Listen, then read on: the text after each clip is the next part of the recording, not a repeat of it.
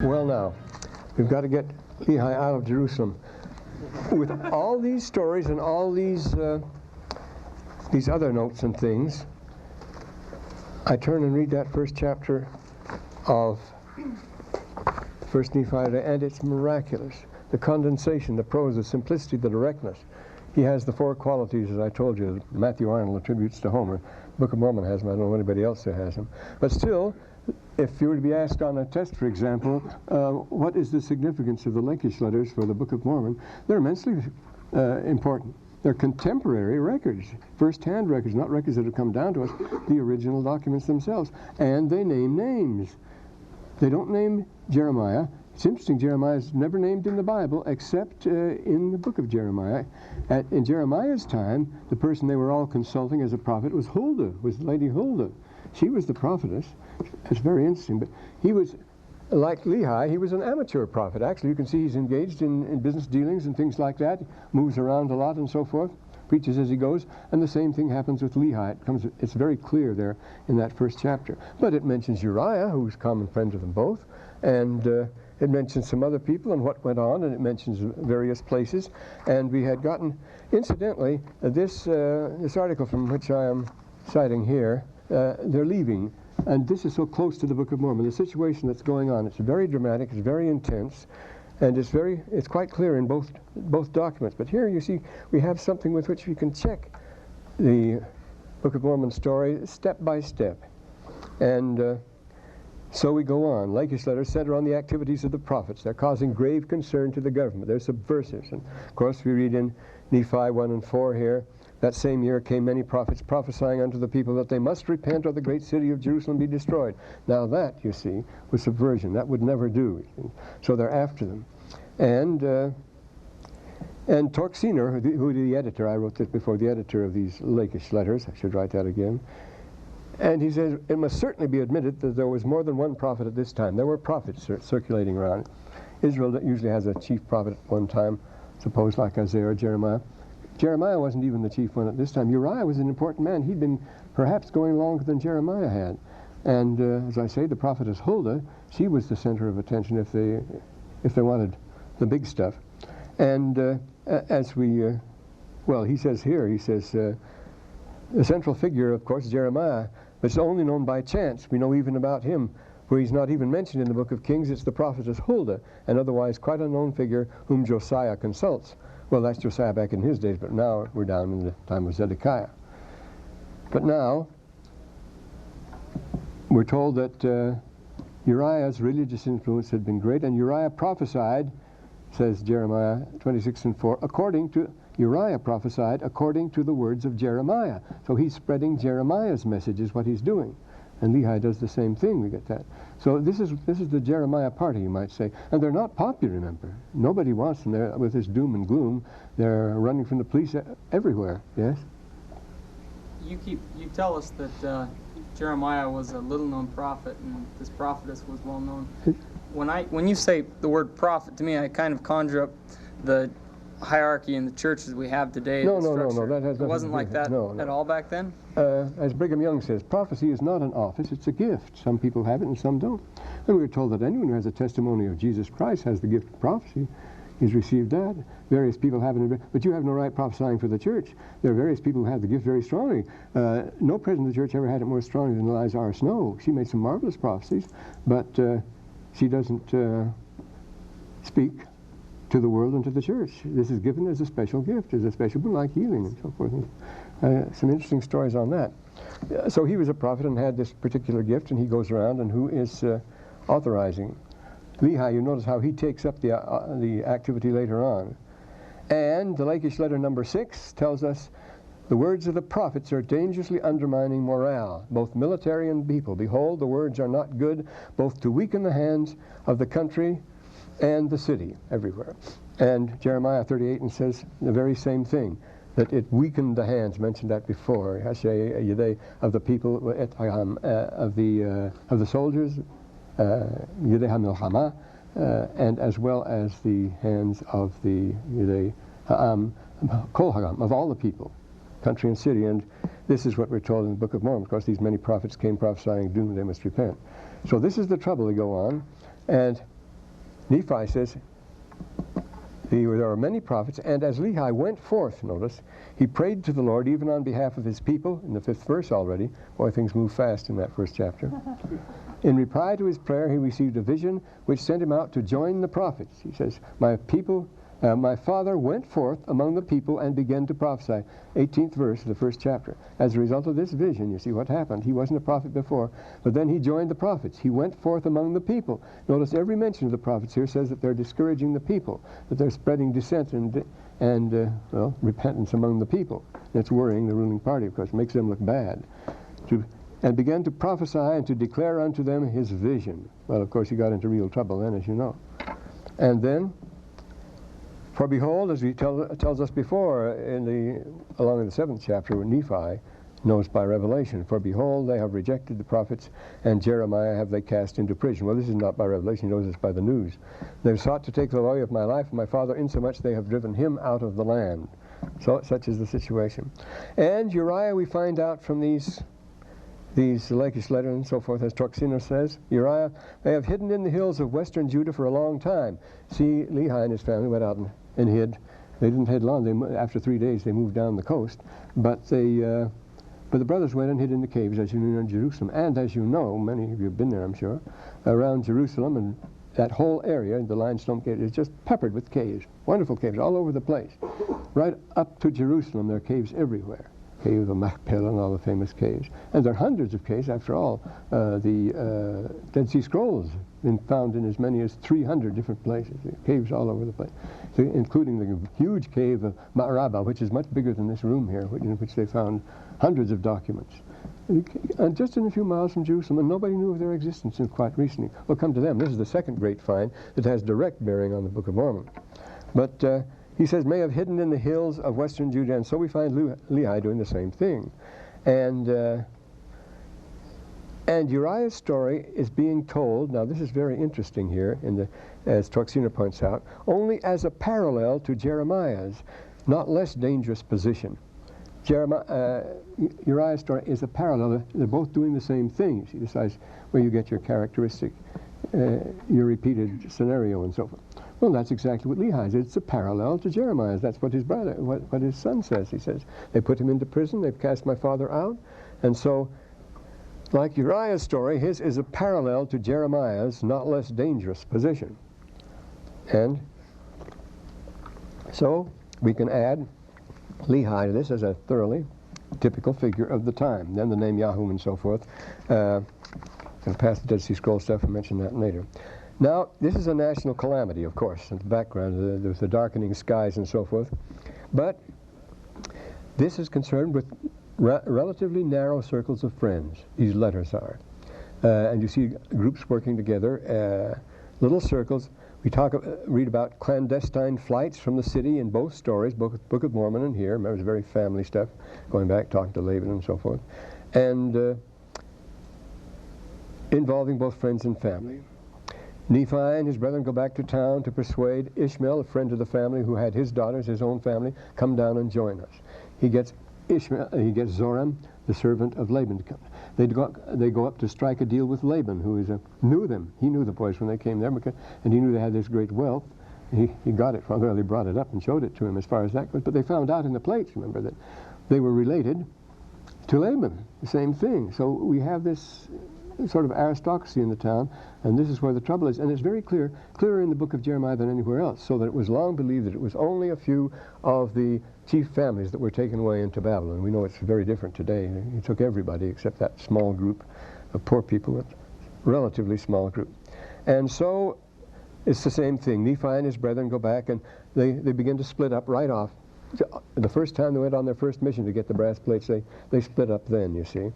And Laman and Lemuel and the two daughters later, when the two daughters of Ishmael join them, they take sides of the family. Laman and Lemuel and the two daughters of Ishmael, they want to go back. They want to give up the whole operation. They said, we're fools to leave Jerusalem.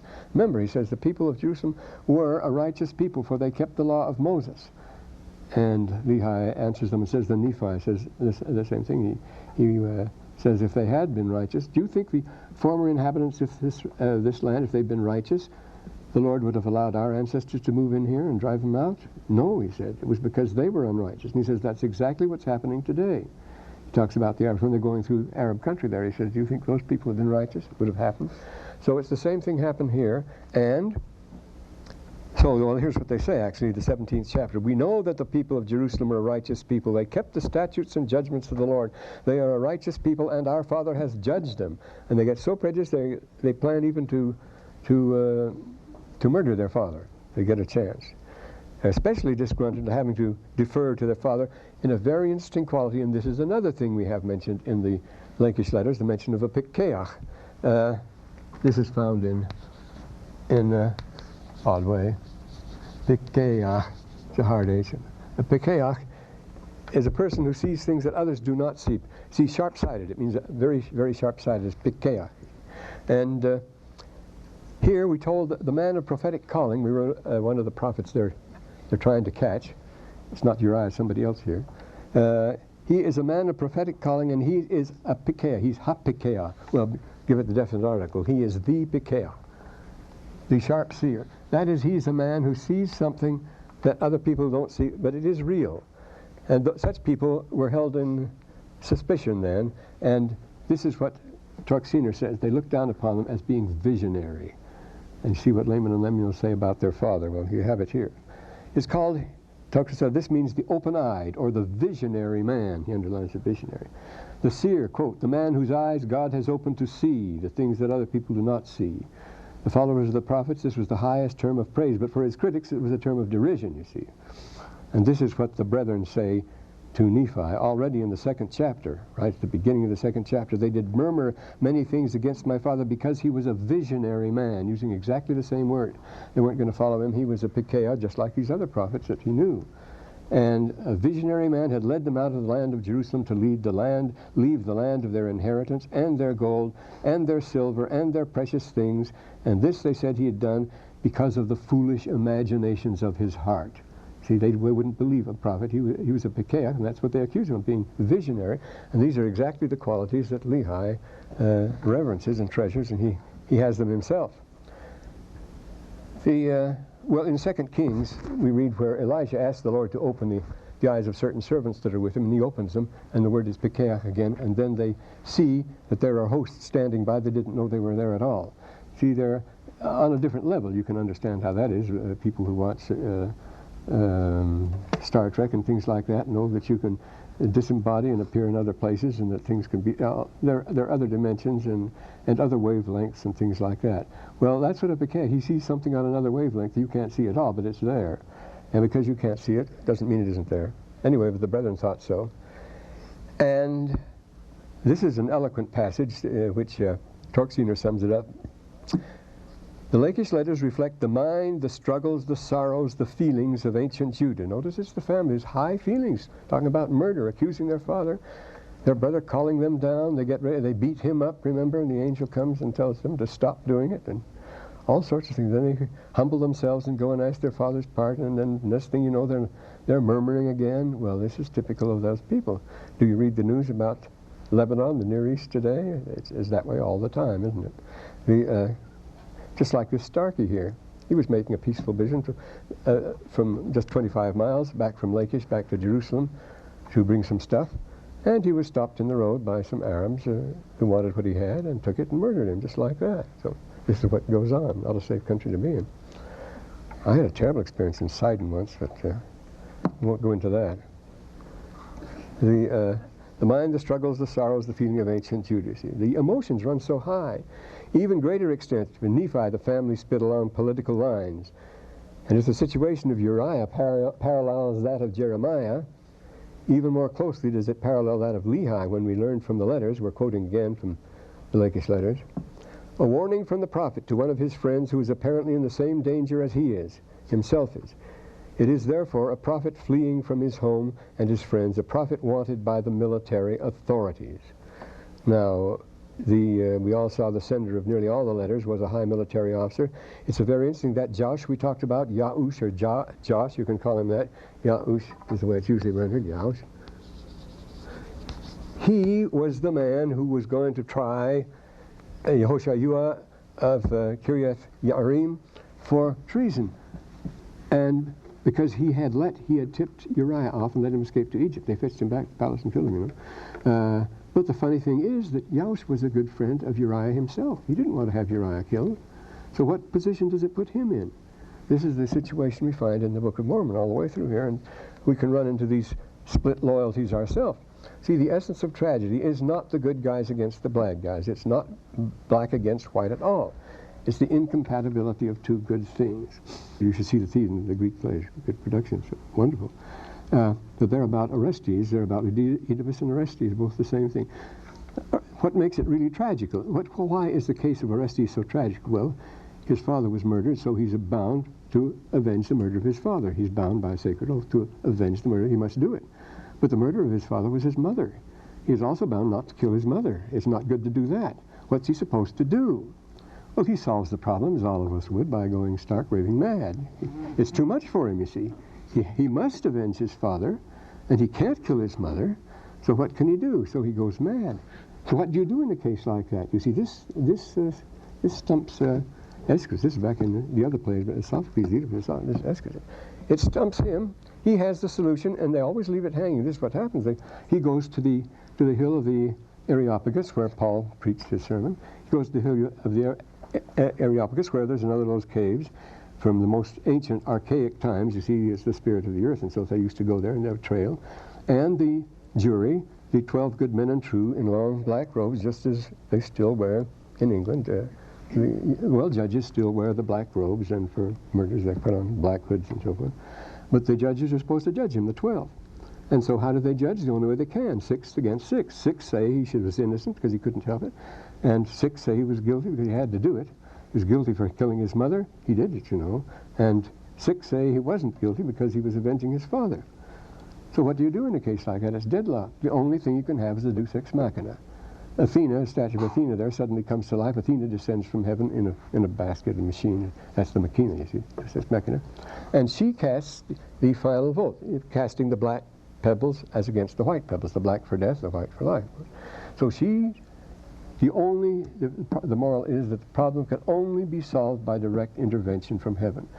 God must intervene in some way or another. So Athena comes and she casts the deciding vote, which is, of course, for acquittal. He's innocent, and he gains his sanity back. And the last play was called the Furies, becomes the Eumenides, which means the blessed ones, the favored ones, the one who. So they changed their identity from Furies to Eumenides, and this is it. This is the same situation in Lehi's family.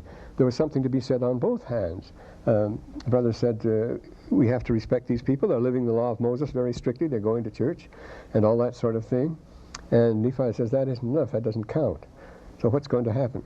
And their father's visionary. It's a great to be visionary, but they're not going to follow him. So this superior Yahush, who had been ordered to investigate this prophet who'd escaped, appears to be on the best of terms with the king, but still both men still respect the prophet. Remember, the king respects the prophet. He brings him in for secret consultations and says, don't let the people find out about this. Don't let the princes find out of this, the Sarim. But tell me, how's it going to be? And then he doesn't like the news that Jeremiah gives him. Their attitude toward him, and notice this, what Torxen says, their hearts ache that they should be responsible for his destruction.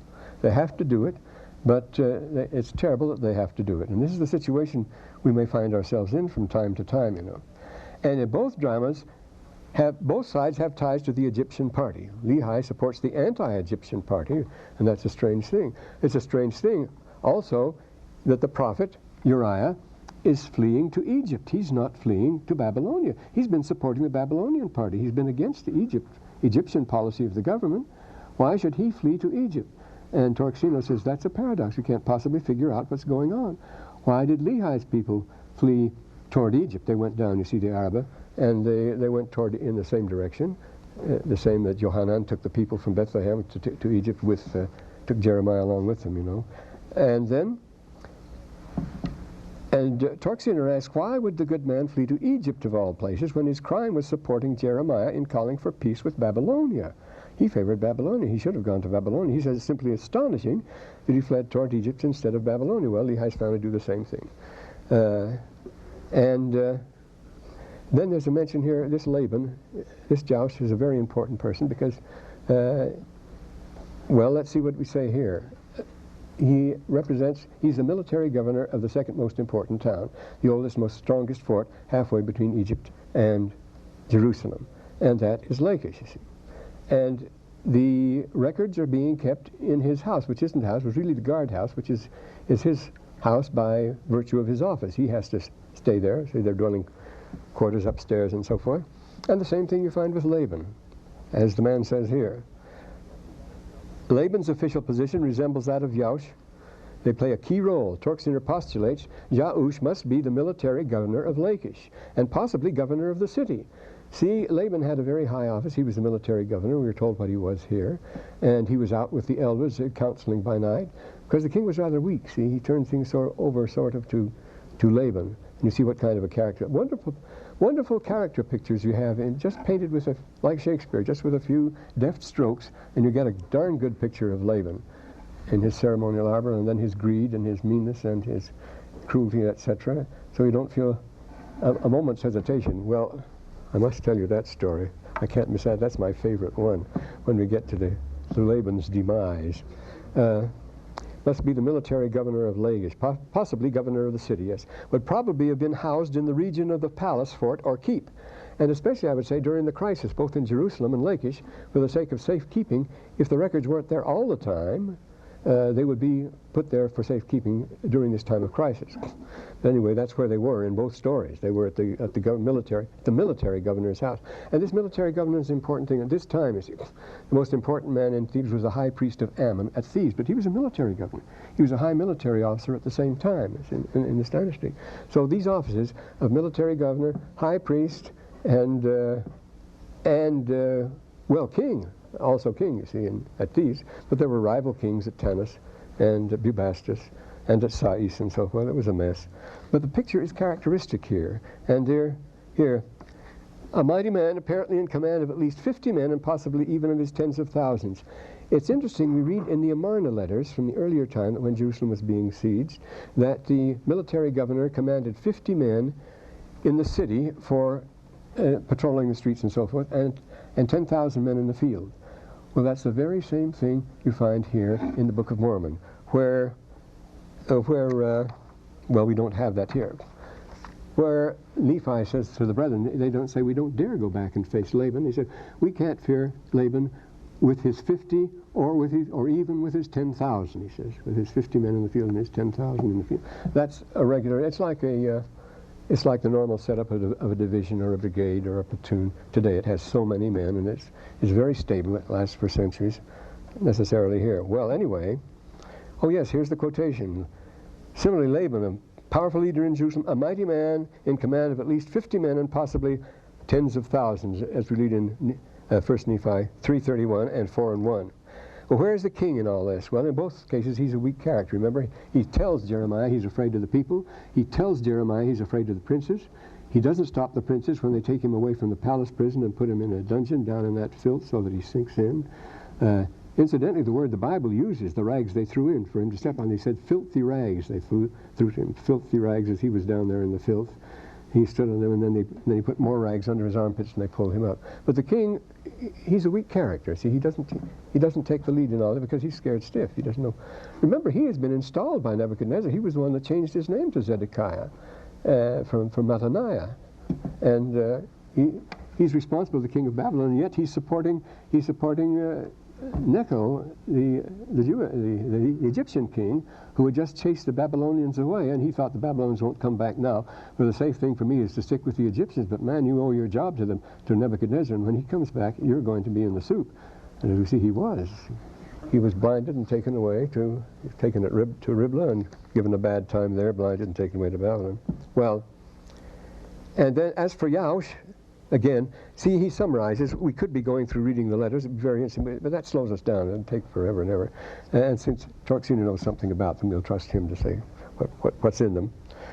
As for Joust, the king appeals to him in everything concerning this part of the country. He consults him on everything, the same way. It's the same weak king here in the Lachish letters that it is in Lehi, in the Lehi story, where the king, notice they don't go to the king to get the family records back. They go to Laban.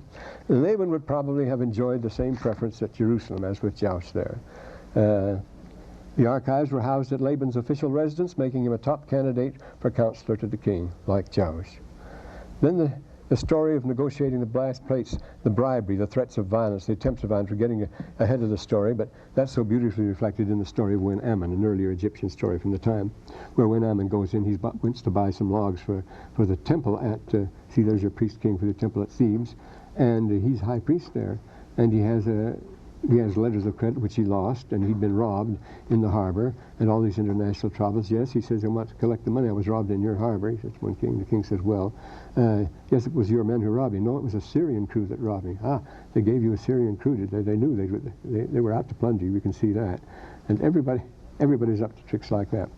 Well, when Ammon asked for the logs, and the interesting thing is, the king says, he says, well, reverence Ammon, who is the ruler of the world. Notice Ammon is everything here, just as he is in the Book of Mormon. By far the commonest name in the Book of Mormon is Ammon.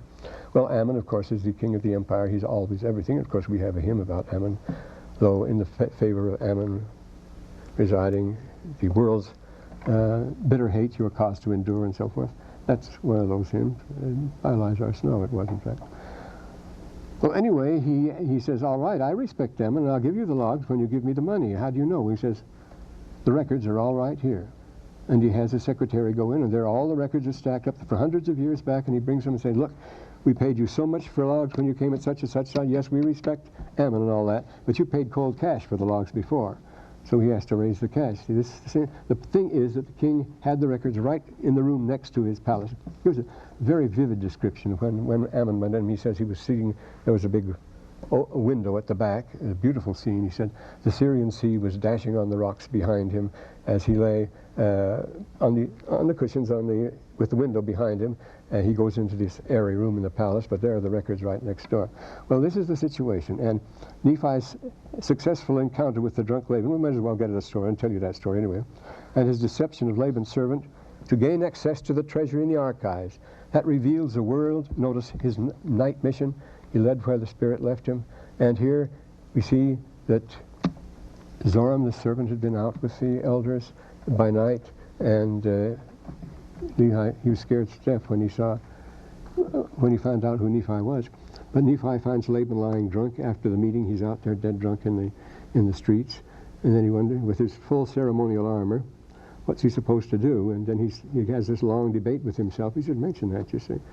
But I'll get ahead of it anyway and tell the story. The time when I had to have all Arab classes here, should say all Muslim, but they were all Arabs. There were some Persians. But there were two sitting on the front row, Salim and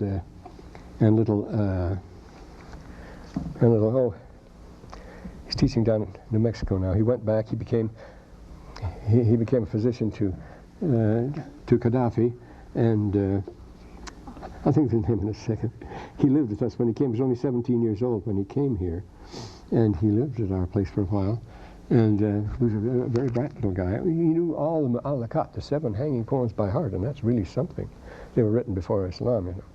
But anyway, they told the story of the murder of cutting off the head of Laban there, which has always shocked everybody as being immoral and so forth. Well, it shocked Nephi too. He had to argue for an hour. He wouldn't do it. He wouldn't do it. Well, anyway, see that when you get to it.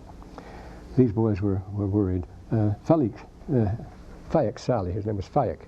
Little Fayek Sally.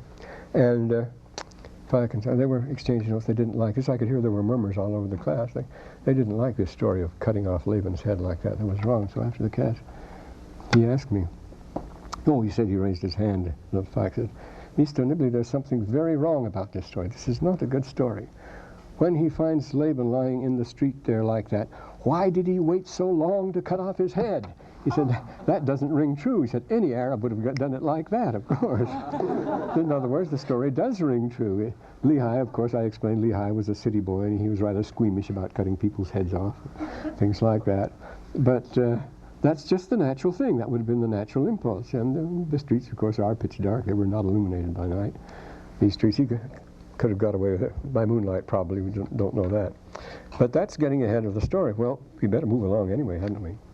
No, I don't know that we should. I mean, you could spend the rest of the semester on that first chapter. The situation matches that in Lachish letter 18. This letter must be forwarded from Yaus, the important man here, to the king must reach it, and you pass through Kiriath Yearim, and it must be taken by night. Well, now, if the king's own messenger can't take a message from the high command in the field back to the king without having to do it by night, having to sneak it, those things are pretty bad, aren't they? They've already said, they tell us in the Lakish letters, the halfway point between them was Ezekiel, you see. That was where the signal fires were, that they could signal by fire, direct code from Jerusalem, and they'd gone out. Ezekiel had fallen. So the letters had to be taken personally now, by hand, but they had also to be taken by night. Oh, it was tough going. I can remember no less a person than Prince Bernard rushing in the middle of the night, about 2 o'clock in the morning, on a rainy night in Holland there at Zoon, and he dashed in on his motorcycle. He was a very dashing person. He rather enjoyed this, to deliver some messages. It was Prince Bernard himself at the headquarters. Well, but little kids would carry them mostly, and this is what we have here with the Lehi's son takes Laban's servant with him, that the Jews might not know concerning our flight, lest these pursue us and destroy us. Remember, they tried to pursue them and they lost them. And as it told us before, the prophet Uriah was running away, being chased by the police. They did catch up to him. See, they got extradition, took him out of Egypt, and took him back to the palace. Even so, we see the Lakish letters, a prophet fleeing from his home and his friends, a prophet wanted by the military authorities, unquote. The military correspondence of the Lakish letters, with its grim suspicions and disloyalty, the double-dealing, fervid denials, charges of investigation. You see, this Josiah at Yarim, at Kiriath Yearim, he denied anything. He hadn't been guilty of it at all, but somebody had to be suspected. Somebody was opening the mail. Somebody helped the prophet escape, and so forth. Who was it? Charges, denials. It may have been Josh himself, who was a friend of Uriah. You see? So there's all sorts of intrigue here. Military correspondence, Lakish letters with grim suspicion of double-dealing, reports reminding one of the later Bar Kokhba letters. We get them. Original letters from a much later time, but the same place, same situation. We'll mention them the next time. Now, Torksiner suggests, quote, that the prophet's warning letter could have been sent while the prophet was still near his town through a little boy, most suited as unsuspecting messengers. He remarks little boys are used for that in the time of David. In 2 Samuel, there are a couple of passages. He says, such small boys are used also today in Palestine, often for white responsible missions. And they did bring information, all kinds of information, during that unfortunate Operation Market Garden in Holland, at Arnhem, you see. But the best ones to bring the information were these little Dutch kids. They got a thrill out of it. It was really exciting to bring it. And they would bring the message, you see. Now, the message the kid name was Nedabiyahu. Very interesting name, Nedabiyahu, because he is mentioned in Chronicles 3 and 18. See, we get back, we're not in Book of Jeremiah, we're now in Chronicles, which were the chronicles of the events of the kingdom, 3 and 18, where this Nebayahu is the grandson of King Jehoiakim. And Torksiner says possibly even probable that he is the very one named here. He's the king's own grandson bearing letters from the prophet. That's the question that goes on here. This is in letter 3. He delivered the letter from the prophet to one Shelem, warning him of the danger he was in. There's more warnings, more prophets, delivered by this Nebayahu, who was the Nekad of the king. The exact meaning of Nekad, we're told, is unfortunately not definitely established, but it simply means offspring or descendant, and he figures now, with the new chronology, he probably was Zedekiah's grandnephew or even grandson. The Hebrew Neged may certainly be used at least for grandnephew as well as for grandson. By an interesting coincidence, which he does not mention, the word used for the Neked in the Septuagint, which is actually 300 years older than any Hebrew Bible version we have of it. That's the Greek version of it. It's translated in Alexandria long before, much older than any of our Hebrew texts. It calls him, this calls this little boy, the seed of Zedekiah. And that's what the Book of Mormon calls him, the seed of Zedekiah. The Book of Mormon calls him the very same thing. Well, who was he? Nebadiah, and then we're quoting this Nebadiah, might as well put his name down. Nebadiah. Nabid. Servant of God. Nebadiah, whose title may equally well mean the grandson, that is, as Neked, NKD, of They equally mean the grandson of Jehoiakim or the grandnephew of Zedekiah. He was one or the other anyway. Anyway, he was quite young. And he says one would prefer the age of 10 to 13 to that of 5. He could have been, according to chronology, could have been 5 years old, and quite little kids would carry them, the written message. But 10 to 13 has a better chance of getting through, I think. I wouldn't trust a 5-year-old for a really dangerous mission, would you? Was the grandnephew of Zedekiah at 10 to 13, carrying dangerous letters between the towns and camps for the prophet's people. And since he's carrying the letters to the prophet's people, and the letters are warning them to decamp and get out, that's what the main purpose of the letters is. Naturally, he would be picked up by the last group. It seems like he's being treasonable to the royal family, doesn't it? He's on Jeremiah's side. He's delivering letters to the people, which are to the effect that they clear out. Well, what would happen when they learned that the royal family had been captured and taken away, which is what happened while he was out among the village, out among the settlements. When news reached him that the royal family would be wiped out, the people he was delivering letters to, only one course survived. That's take the kid with them and get out themselves. If they were going, they'd take him with them. You're not going back to Jerusalem there because your family's in the hands of Nebuchadnezzar. They're taking them up to Riblah. They're going to kill them all. And so don't join your brothers. They didn't know that, but it was dangerous. They'd already been taken. This sort of situation turns up all the time. One sees it. I can tell you the most remarkable thing that happened. This actually happened. Yeah, I'm going to tell it anyway. At Carentan, see, the first town to fall in Normandy was Carentan, and they went through Carentan the first day it fell. Oh, it was a mess, didn't fall because they immediately retook it again. We went on a little spit of land out there along a canal. There was a factory overlooking, and we saw somebody looking out the window of the factory, and Major Den, he sent somebody to find out who it was. He said, there's a spy up there, we have to go get him.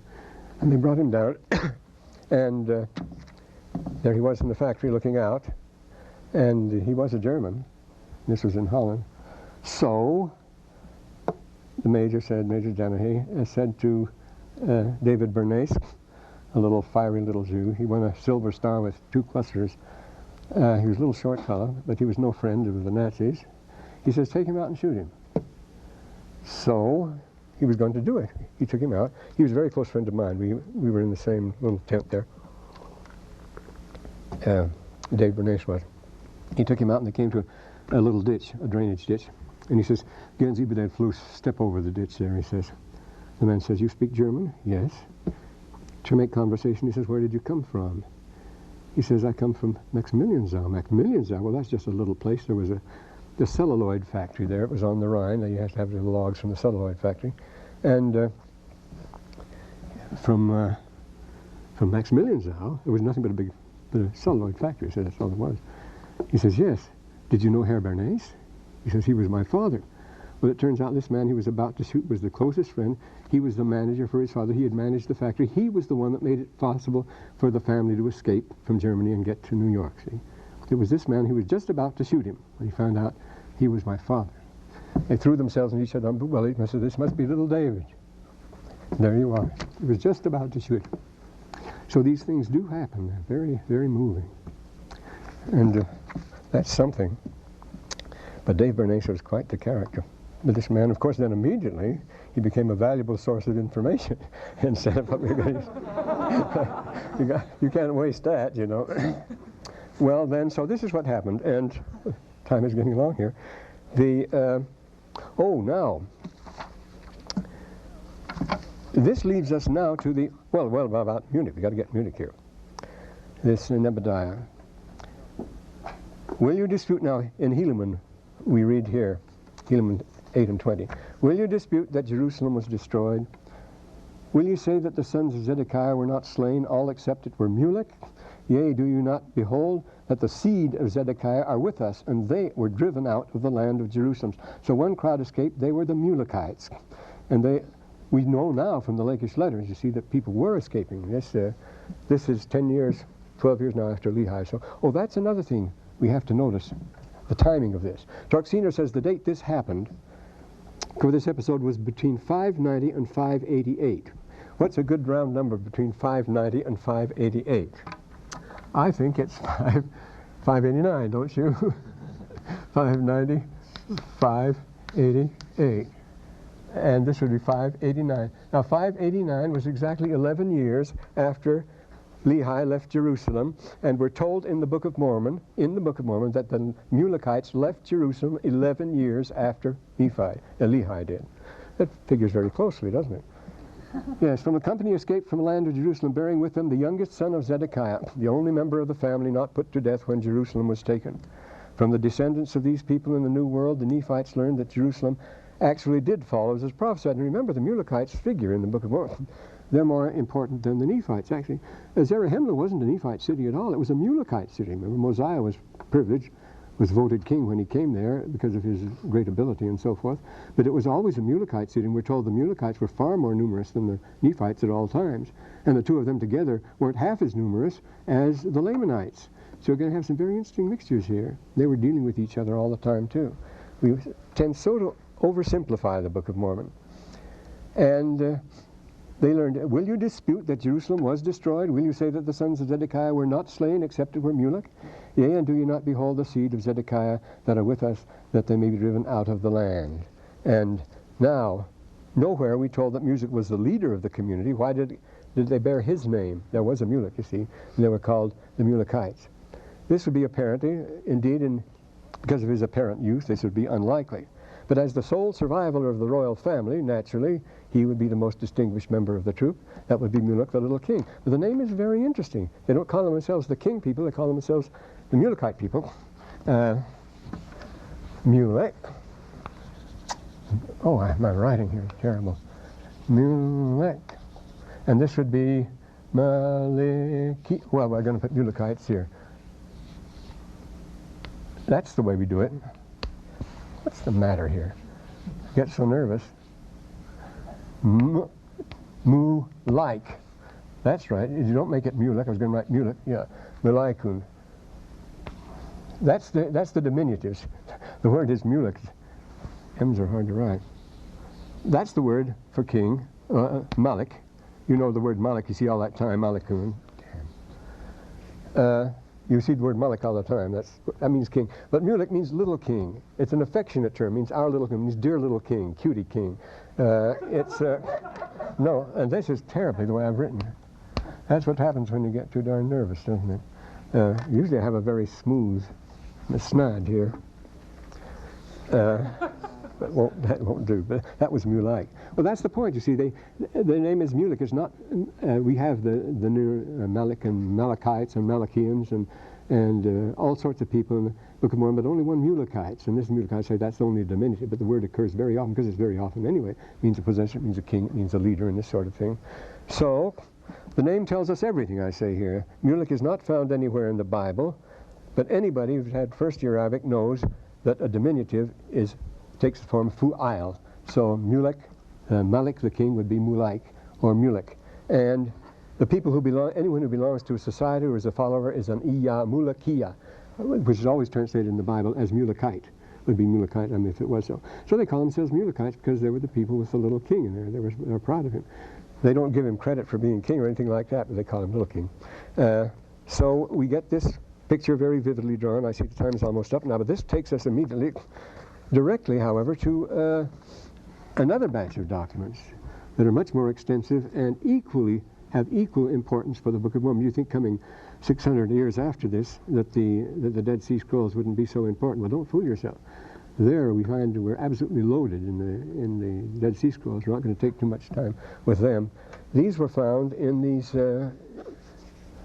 in 1961 was when. See, they've been finding these Dead Sea Scrolls all along. The same thing happened when Jerusalem fell to the Romans. See, the point is the people all flee. They go out into the desert. They hide in the caves, and it's not just at Qumran that you find these things. It is all the entire length and down to the south and so forth. And here we find a tremendous batch of letters from the Cave of Letters that gives us all the business doings that were going on, how the people bought and sold their farms and so forth, and the legal matters, the court matters. There was a rich woman named Babata, and she was a mean one, but she got herself terribly rich. She would claim anything, claiming farms here and there. But we see about the rich and the lands of their inheritance and their dealings with each other and so forth. And again, the charges of treason and the like that go on. No, we won't have time for this now. We'll mention some of this the next time because it's important. And if it weren't so beginning to sound so familiar, we wouldn't bother about it. But alas, well, and if it weren't for the fact that the Book of Mormon, we are told that this is meant for us and we better read it. And this comes to you, O you Gentiles, that you may be wiser than we have been. So we better see what they were up to and what happened to them. Well, we know what happened to them. But now we're being told why. But now these letters show how the Book of Mormon, how beautifully documented, and how, I say, read that first chapter, how he says everything without, it is an epitome, it's an abridgment. It's an abridgment, but it hits all the high points, it touches all the bases, and gives us these character pictures. Oh my, that's the way it is.